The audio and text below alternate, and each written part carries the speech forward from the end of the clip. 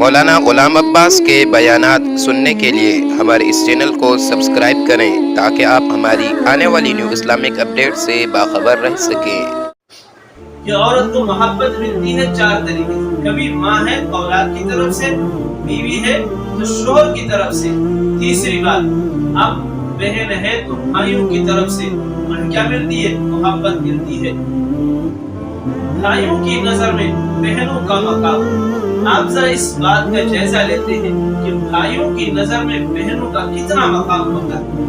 اس کا انداز اس وقت لگایا کرے جب بہن کی رخصتی ہو رہی ہوتی ہے، اس وقت بھائی کی آنکھوں سے آنسو ہوتے ہیں، وہ کونے میں چھپ کر کھڑا ہو کر رو رہا ہوتا ہے۔ اس کی آنکھوں سے آنسو کیوں ٹپکتے ہیں؟ اس لیے کہ بھائی کو اپنی بہن کے ساتھ محبت ہوتی ہے، کیونکہ وہ ایک ہی ماں باپ کی اولاد، ایک ہی گھر میں پلے ہوتے ہیں۔ جب بہن جدا ہو رہی ہوتی ہے تو پھر بھائی کو محسوس ہو رہا ہوتا ہے اب میری بہن مجھ سے دور ہو گئی، اللہ کرے اسے قدردانوں کا ساتھ ملے، پتہ نہیں میری بہن کے ساتھ کوئی کیسا معاملہ کرے گا۔ اس بات کو سوچ کر بھائی رخصتی کے وقت رو رہا ہوتا ہے۔ رضائی بہن کا اکرام ذرا دیکھیں۔ صحابہ کرام نے قبیلہ حوازن کے قبیلے پر جب حوازن قبیلے پر حملہ کیا، اس وقت کچھ مرد اور عورتیں گرفتار ہوئی۔ ان میں سے عورت کچھ زیادہ بوڑھی تھی، وہ صحابہ کرام سے کہنے لگی میں تمہارے صاحب کی بہن ہوں، لہذا مجھے اپنے صاحب کے پاس لے چلو۔ چنانچہ صحابہ کرام نے اس بوڑھیا خاتون کو نبی علیہ السلام کے پاس لائے۔ وہ عورت اللہ کے محبوب صلی اللہ علیہ وسلم سے مخاطب ہو کر کہنے لگی کہ میں آپ صلی اللہ علیہ وسلم کی رضائی بہن ہوں، حلیمہ سعدیہ کی بیٹی شیمہ ہوں۔ میں بکریاں چراتے ہوئے آپ کے صاحب کو ساتھ لے جایا کرتی، آپ کو اپنی گود میں کھلایا کرتی۔ ایک موقع پر آپ کو چوٹ لگی تھی یا رسول اللہ، اس کا نشان اب بھی موجود ہوگا۔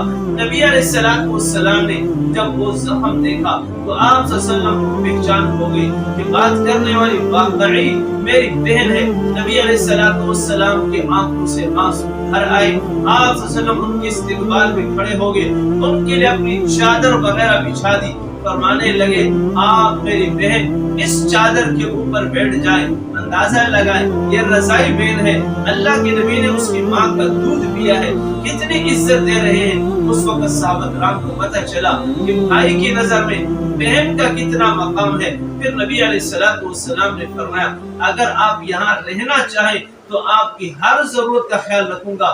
اگر آپ اپنے عزیز و اقارب کی وجہ سے واپس اپنے قبیلے میں جانا چاہتی ہیں تو آپ کو جانے کی اجازت ہے۔ انہوں نے جانے کی اجازت مانگی۔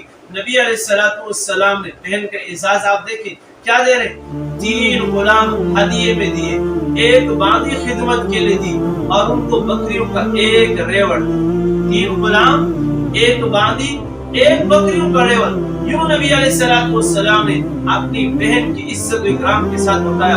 اس اندازہ لگائے جو نیک بھائی ہوتے ہیں ان کے دلوں میں اپنی بہنوں کا کیا مقام، جب بھائیوں کے دلوں میں اپنی بہنوں کا اتنا مقام ہوتا ہے تو یہ بہنیں دین کے معاملے میں بھائیوں کو نصیحت کر سکتی ہیں۔ بھائیوں پر نیکی کی تعلیم کا اثر حضرت عائشہ رضی اللہ عنہا کے بارے میں آتا ہے کہ ان کے بھائی عبد الرحمن ابن ابی بکر رضی اللہ عنہ کے گھر ملنے کے لیے آئے تو دوران وضو کرنے لگے، ان کی ایڑیں خشک ہو گئی، خشک رہ گئی۔ سیدہ عائشہ صدیقہ رضی اللہ عنہ کہنے لگی ارے بھائی میں نے نبی کریم صلی اللہ علیہ وسلم سے بات سنی ہے کہ جس آدمی کے پاؤں کا کچھ حصہ وضو میں خشک رہ جائے قیامت کے دن اس کو جہنم کی آگ میں جلایا جائے گا۔ بہن کی یہ بات سن کر بھائی نے دوبارہ وضو کیا، مسجد تشریف لے گئے۔ ان کو معلوم ہوا کہ صحابیات اپنے بھائیوں کو نیکی کی تعلیم دیا کرتے۔ ایک مرتبہ عبداللہ بن عمر نے طے کر لیا کہ میری بیوی فوت ہو گئی ہے، اب میں دوبارہ نکاح نہیں کروں گا بلکہ اپنے آپ کو پڑھنے پڑھانے مشغول رکھوں گا۔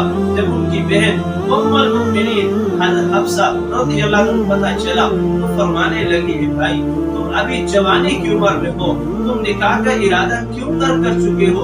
अगर तुम निकाह करोगे, अल्लाह ताला तुम्हें साहिब औलाद बनाएगा।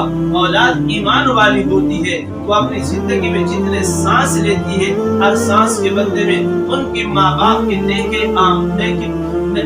के नाम आमाल में एक नेकी लिखी जाती है। तुम इस सदके जारिया से अपने आप को क्यों महरूम करते हो? उन्होंने इतने अच्छे अंदाज में बात की।